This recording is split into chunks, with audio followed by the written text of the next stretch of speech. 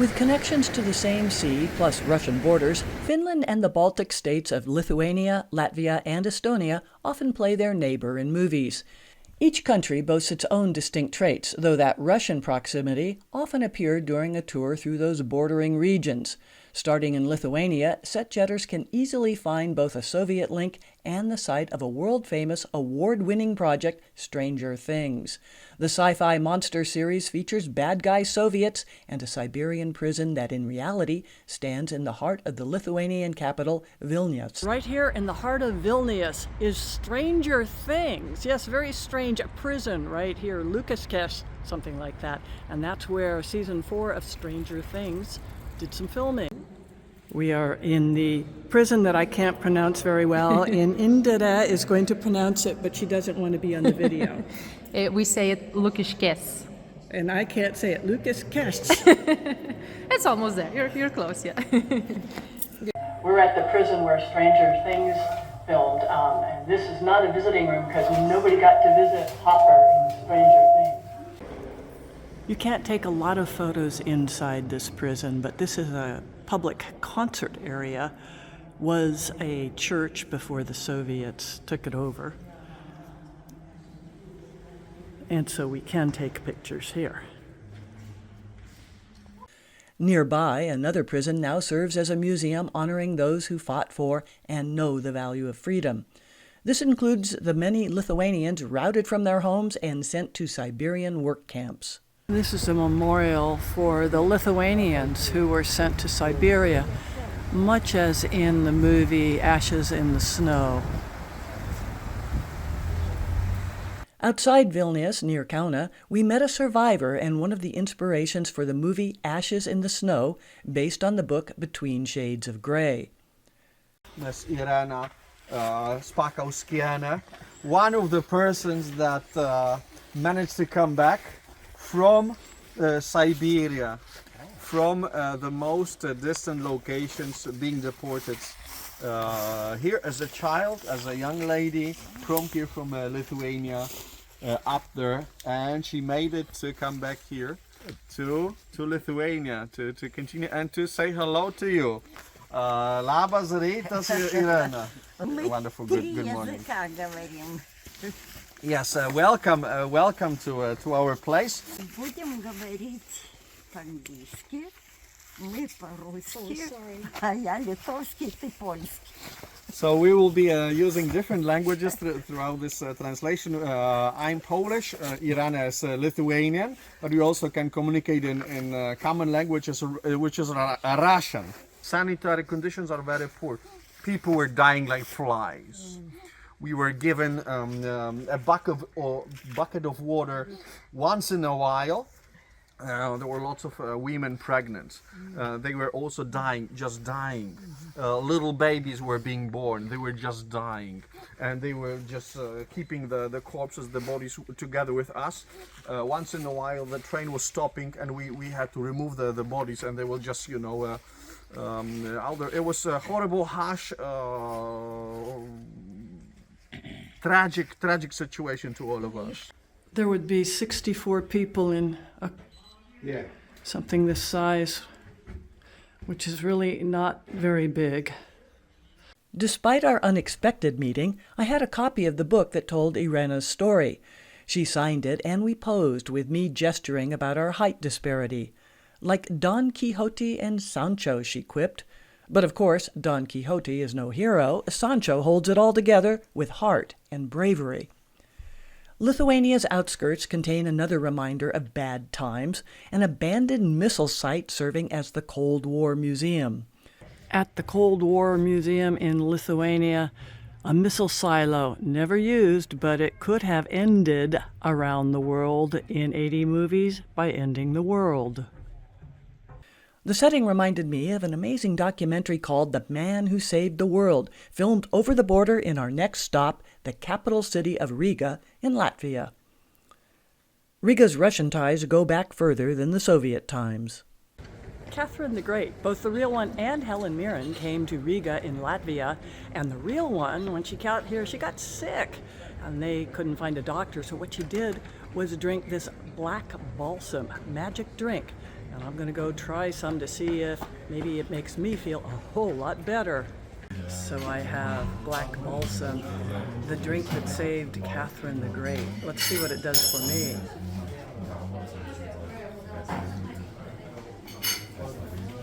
It tastes like cough syrup. I'm in a dungeon drinking cough syrup. And chocolate. That I paid €5 for. And chocolate. Yeah, I don't know if I'm getting cured.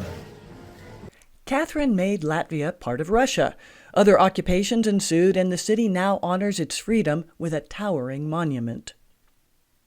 Blizzard of souls about Latvia getting one of its attempts at freedom. The capital also gets an instant book and screen connection in The Dogs of Riga. The title refers to corrupt Soviet authorities, though my instinct as an animal lover made me check for canines. Going around the world in movies, you can watch The Dogs of Riga, or sometimes what you might find is the Kitty of Riga. It turns out a popular statue makes Riga a cat town. It's not the Dogs of Riga. We're outside Riga in Latvia, and we are seeing the goats of near Riga. Thank you for your commentary.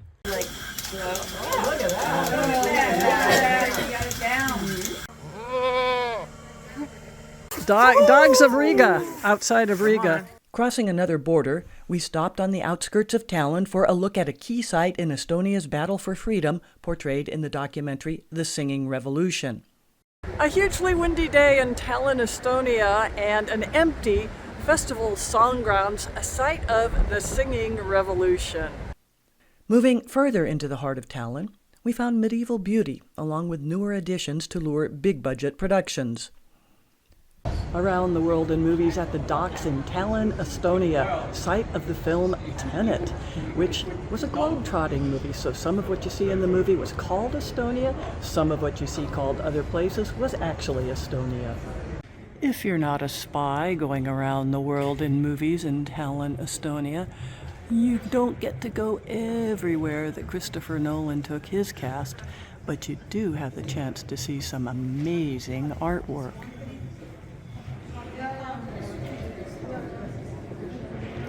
Those artistic big feet belong to Fred.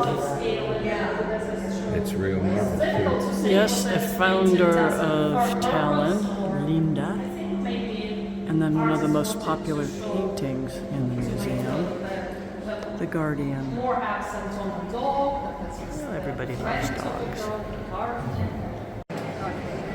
Yeah, it's an impressive theater. Even if they didn't film the movie Tenet here. Oh, we get some nice pictures. Continuing north outside of the official Baltic states to the Nordic country of Finland, the Russian link remained. Finland shares a big border with Russia, so I guess in films it's no surprise that it often plays that country. Like Dr. Zhivago, or here at the Helsinki Cathedral, Reds with Warren Beatty and Diane Keaton. Helsinki also has some grim-looking Russian-style buildings, which helps it play Russia in movies like Taylor Hackford's White Nights. White Nights is fun to watch because it brings together two of the era's greatest dancers, maybe all era's greatest dancers, Mikhail Baryshnikov and Gregory Hines.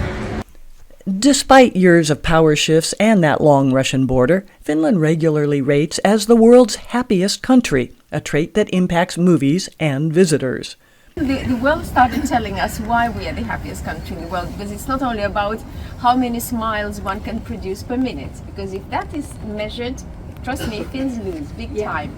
Big time. Did you notice already that Finns are not very happy, not putting too much of the emotions on their face? It's more contentment, it's more satisfaction, what's inside you, And if you are curious about that, by the way, you could on internet, on YouTube, access Michael Moore's short documentary that he made about the Finnish educational system. He came himself to Finland about 8 years ago. If Finland is the happiest country, are you very happy here? Yes. Yeah. And what makes you happy here? So many, yeah, many different factors, I would say. Many very different factors. I think we have a general feeling of safety, even though we have a scary neighbor. We are provided for by the government. We also do pay for it in tax, but at the same time, by paying that, we have a security. Around the world in movies and television, a farmhouse, North Hills Farm, if you're talking English, not Swedish name that it has, but we're outside Helsinki at an area where a television series called Next of Kin filmed. It was a science fiction TV series. It was called Next of Kin. And they came here. This was in Denmark. Supposedly there was a Danish flag outside. They confronted their mother about what she's doing to them. And we didn't watch it to the end. It was just so strange. And was the film crew good to you? Did they mess up the house, or was it good when they left? They were awesome. They were really, really careful. They moved actually out most of the furniture in this room. As an example, the mirrors. They didn't damage anything. Happy, but we stayed in prison. Our hotel in Helsinki was a prison at one time. So if you're on bad behavior, you end up in a cave like this, and room service just doesn't work. During our stay, the historic site brought in a production crew to film a true crime TV show. We're actually at this prison shooting a series because it's an important area because? Well, this used to be a prison, right? So he wasn't here, the ex-criminal, but the story we're talking about takes place in this place. That will be kämmätyt keikat, which means all the sort of the crime gigs that went wrong. An accidental screen tie continued with our airport transport. An actor who with credits in the Finnish series Border Town. What is your name? Tatu. Tatu Mönttinen is my real name. And you are an actor who's been in many TV shows. Yes. Including Border Town. Border Town, yes. That's the English name of the TV series. What did you do in Border Town? Well, I played a role of a bad husband. Oh no. I did not play the nice guy. Well, fortunately you are a good driver. An international flight home means a long wait at the airport, where we somehow found a way to cope with the end of an eye-opening tour featuring an impressive show of everyday people whose history includes a realization of freedom's fragility.